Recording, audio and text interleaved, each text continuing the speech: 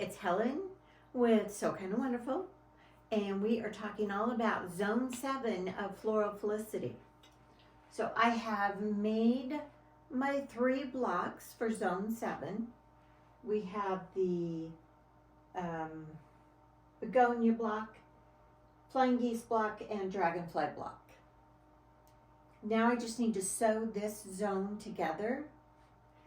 You just sew these together. Remember, you can lay out your flying geese blocks in any arrangement that you prefer, as long as it, fits this space. And then for the dragonfly, we just have some setting pieces to sew around it, and then sew the 3 blocks together, and then press those seams open.